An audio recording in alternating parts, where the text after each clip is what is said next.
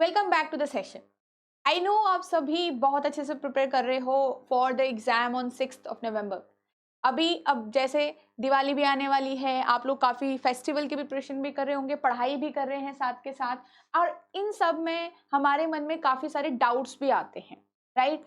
और वो ज़्यादातर डाउट्स हम ऐसे आते हैं कि क्या इस टॉपिक को पूरी तरीके से छोड़ दें तो चलेगा, क्या इस पर्टिकुलर चीज़ को छोड़ दें, क्या इसको हम कम प्रैक्टिस करें, या इसको हम एग्जाम में क्या ये आएगा या नहीं आएगा, या क्या हम अपना ज़्यादा टाइम वेस्ट तो नहीं कर रहे हैं इसमें। ये सारी चीज़ें हमारे माइंड में आती रहती हैं, राइट। अब इसमें काफ़ी ज़्यादा स्टूडेंट्स के मन में ये थॉट रहता है कि भाई ये सीटिंग अरेंजमेंट एंड पजल्स तो है डिफिकल्ट, और टाइम नहीं मिल रहा है इनको इनफ प्रैक्टिस करने का, क्योंकि they demand time, right, they demand practice.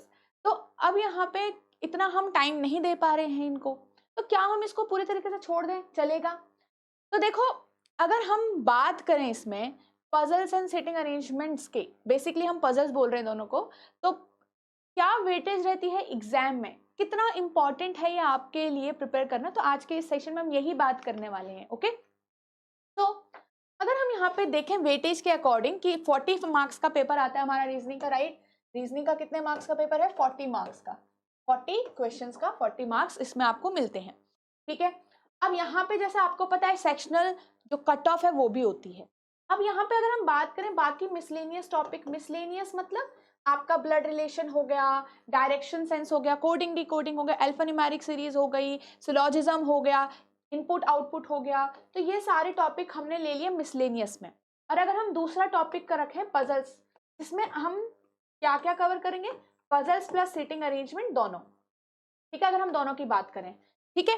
तो यहाँ पे अगर हम इसकी वेटेज की बात करें, 40 मार्क्स में से वैसे 20-20 में ऑन एवरेज हम बोलें तो 20-20 में डिवाइड रहता है, but we can see 20 to 25 weightage है, एंड 15 to 20 का वेटेज आपका यहाँ पे हो सकता है, ठीक है।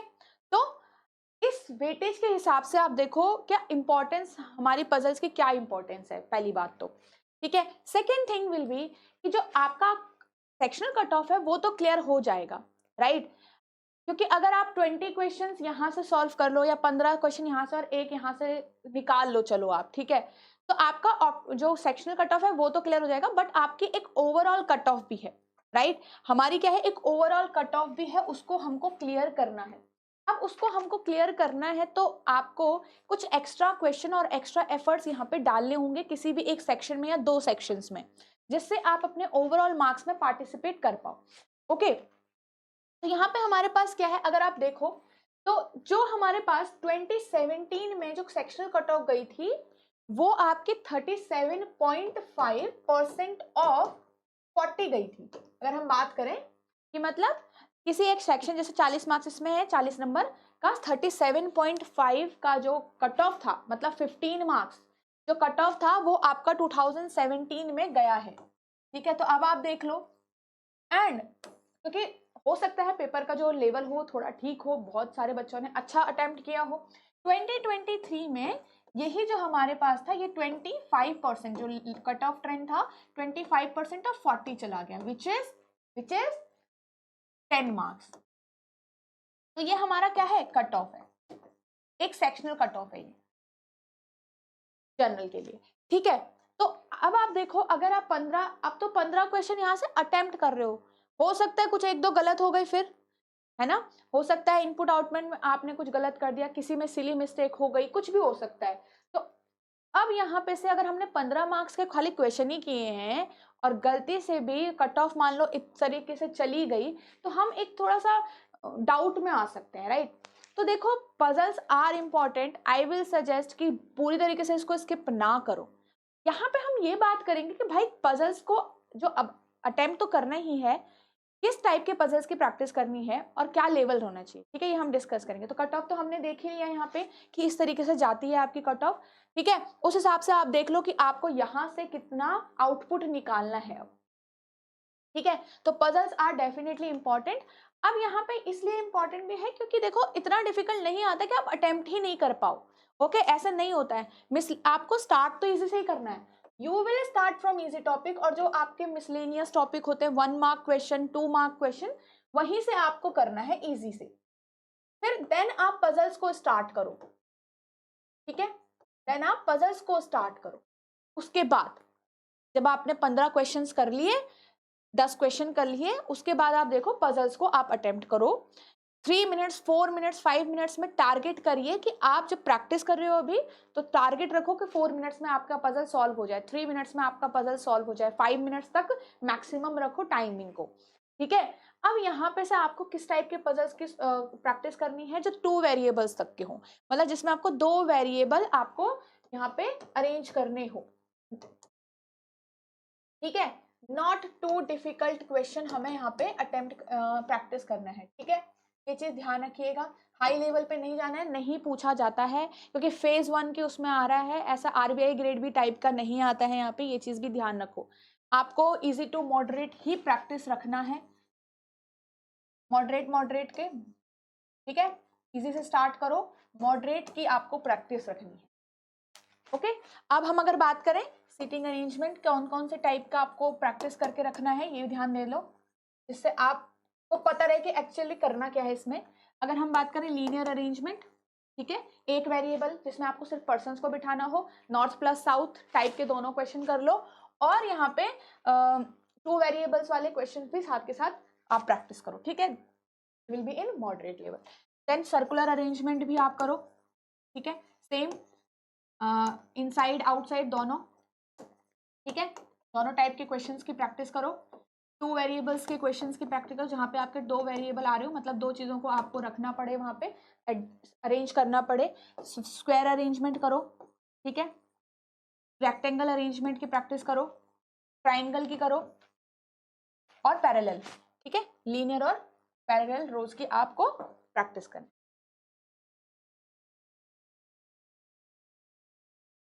ठीक है, तो ये आपको प्रैक्टिस अपनी रखनी है। ठीक है, तो ये कुछ हमारे पास टाइप हो गए, इनकी स्टार्ट कर लो, प्रैक्टिस कर लो अच्छे से, ज्यादा इधर उधर मत भागो। अब यहाँ पे अगर हम पजल्स की बात करें, तो पजल्स, चलो पजल्स नेक्स्ट पेज में डिस्कस कर लेते हैं। पजल्स में आपको क्या करना है, पजल्स में फ्लोर बेस पजल कर लो, इंपॉर्टेंट होगा। ठीक है, फ्लोर बेस में 2 वेरिएबल तक की प्रैक्टिस रखो, कि मतलब मुझे 2 चीजों को अरेंज करना हो वहां पे। ठीक है, देन फ्लोर प्लस फ्लैट करो, इंपॉर्टेंट होगा आपके लिए। ये सारे हम important puzzles and setting arrangement देख रहे हैं। ठीक है, तो आपको प्रैक्टिस करनी है तो इन पर्टिकुलर टाइप की कर लो, कहानी खत्म। ठीक है, फिर आपका हो गया बॉक्स बेस हो गया, एक आपका हो गया सीक्वेंस वाला, जिसमें आपका कहते हैं कि वन अनदर, कि कोई मार्केट गया आफ्टर वन अनदर। ठीक है, वो लोग मार्केट गए और ए गया पहले, फिर उसके बाद सी गया, इस टाइप के क्वेश्चन। ओके, एंड एक आपका हो गया यहाँ पे, एक आपको सीटिंग अरेंजमेंट में एक और कर लेना आप, सर्टेन नंबर ऑफ पर्सन। ठीक है, अनसर्टेन या अननोन पर्सन या अनसर्टेन पर्सन वाला जो सीटिंग अरेंजमेंट है, उसे भी कर लेना। इजी आएगा, बहुत टू डिफिकल्ट नहीं आएगा। ठीक है, तो ये वाला हो गया आपका फ्लोर फ्लैट मंथ बेस्ड और month plus date based puzzle, important होती है ये वाली। तो ये कुछ पजल है बहुत ज्यादा इंपॉर्टेंट है, इनको एग्जाम में देखो ये आ सकते हैं, तो इनको सॉल्व कर लो, बाकी इधर उधर मत घुमाओ दिमाग।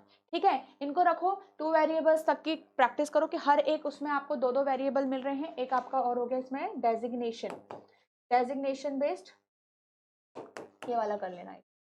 ठीक है, इतने मैंने आपको बता दिए, इनकी प्रैक्टिस कर लो, अच्छे से चीजें सॉल्व हो जाएगी। कोई ना कोई तो इनमें से आएगा ही आएगा, ऐसा कुछ नहीं है। ठीक है, कि नहीं आया कुछ नहीं आएगा। ठीक है, तो ये आप क्या करोगे, प्रैक्टिस करो, start with easy questions and then practice some moderate level questions. अगर हम बात करें, किसी के मेंस लेवल के क्वेश्चंस की प्रैक्टिस नहीं करनी है, जैसे आप चलो क्लर्क मेन चले गए, एसबीआई पीओ मेंस, ऐसा कुछ नहीं करना है। प्री तक की प्रैक्टिस रखो अच्छे से, थोड़ा मॉडरेट, उससे थोड़ा सा हल्का लेवल और ऊपर कर सकते हो क्वेश्चंस का, तो कर लो। ठीक है, क्योंकि देखो 40 क्वेश्चन है, we have composite time 90 minutes है, तो हमें थोड़ा एग्जाम की डिमांड भी जाननी है, क्योंकि हम पूरा का पूरे 40 क्वेश्चंस पे टाइम तो नहीं लगा सकते, हमको हर जगह से क्वेश्चंस को उठाना है। ठीक है, आपको 1-2 सेक्शंस अपने सब्जेक्ट्स अपने ऐसे बनाने हैं जहां से आप कट ऑफ भी क्लियर कर पाओ, ओवरऑल वाली भी। ठीक है, तो ये चीजें हमें रखनी है। ठीक है, तो ये है सिटिंग अरेंजमेंट, ये वाले टाइप कर लो पहले, उसके बाद फ्लोर ऐसे वाले टाइप कर लो, और उसके बाद देखो यार कितना हो पा रहा है आपसे, कितना आप कर पा रहे हो। ठीक है, प्रैक्टिस तो करो, स्टार्ट तो करो, पहले ही स्कैर नहीं होना है कि भाई वो सामने वाला बोल रहा था कि पजल्स तो बहुत डिफिकल्ट होती है, कैसी आएगी एग्जाम में, किसी और का नहीं सुनना है। आप स्टार्ट करो, प्रिपेयर करो, खुद से देखो, 4 मिनट में आपको सॉल्व करना है, 5 मिनट में आपको मैक्स टू मैक्स आपका टाइमिंग आपको कितनी रखनी है, 5 मिनट्स। मैं आपको ये बता रही हूँ, मैक्स टू मैक्स 5 मिनट्स, ये बहुत मैक्स होगा, ठीक है। इसके अंदर सॉल्व करने वाले जितने भी क्वेश्चन है उनको प्रैक्टिस करो, ठीक है। तो आई होप आपको ये चीजें सारी समझ में आई होगी। और यहाँ इस सेशन के बाद आप लोग पूरी तरीके से completely puzzle and sitting arrangement को स्किप नहीं करोगे। They are important in our exam because half weightage रखते हैं, जैसे कि हमने यहाँ पे डिस्कस किया था, हाफ वेटेज कैरी करते हैं पूरा। देखो 25 भी आ सकते हैं, मतलब 5 सेट भी आ सकते हैं क्वेश्चन के, और 20 भी आ सकते हैं, ठीक है। तो ये चीज ध्यान रखना आप लोग, ओके। तो best of luck for exam and I hope आप लोग अच्छा परफॉर्म करोगे। एक दिन पहले तक अच्छे से प्रैक्टिस कर लो और चीज़ों को स्मूथली लो, ठीक है। हर किसी के सुनने की जरूरत नहीं है। मान लो हर कोई इंडिविजुअल अपने अपने हिसाब से प्रिपेयर करता है, आप लोग अपने हिसाब से प्रिपेयर करिए जो आपके लिए ठीक हो, बेटर हो, ठीक है। मॉक टेस्ट दो, जितना हो सके पजल्स वहां पे भी अटेम्प्ट करने का ट्राई करो एक बार, ओके। तो good day everyone and thanks for watching.